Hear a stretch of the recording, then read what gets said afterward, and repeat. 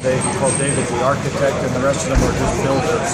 I thought that was a classic line, and I think it kind of portrays David's role pretty vividly, at least for me.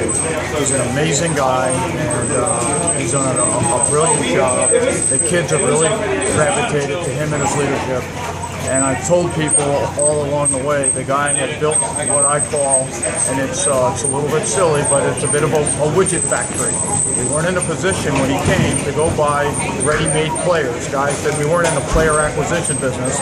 And David was quick enough to kind of understand that.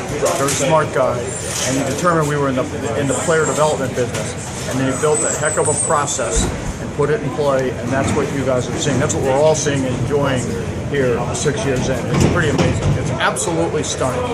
Mr. White, is there any question? How long did it take you to figure out that was? I actually had David at Notre Dame. So yeah, we had and we have a little pre-existing history. So David was that was a large part of my decision.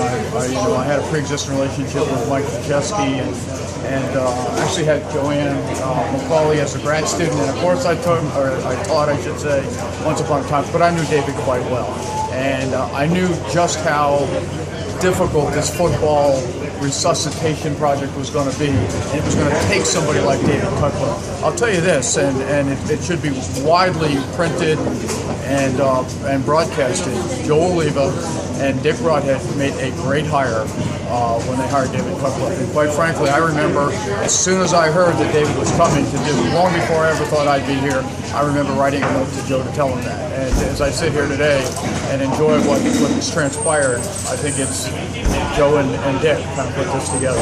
You were around this team quite a bit. How have you seen them grow from a team that wanted to win, that hoped to win, that now expects to win? That's part of the process. That's the widget factory. I think he's really developed these guys. He developed the psyche that's kind of been in concert with their physical growth and development, and you could just see it coming. I mean, I think we had great kids in 2008 and 9, but I think at that point we were trying to play as well as we could play, and then we moved to kind of maybe phase 2. Let's be really competitive, and then maybe stage 3 or phase 3 would be more like let's be real competitive. And of course, this is like we're in the fourth quarter of this process, and now it's about how the heck do we win, because we can win. We believe we can win. And David's instilled all of that in these kids. David and the staff.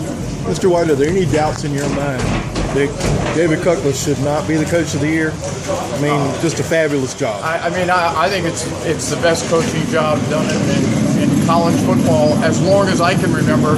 And for this gray hair, I've been around it a while. I've had 3 decades around college football, 4 decades in coaching and in college athletics, and I would tell you it's the most amazing coaching job that I've seen in college football.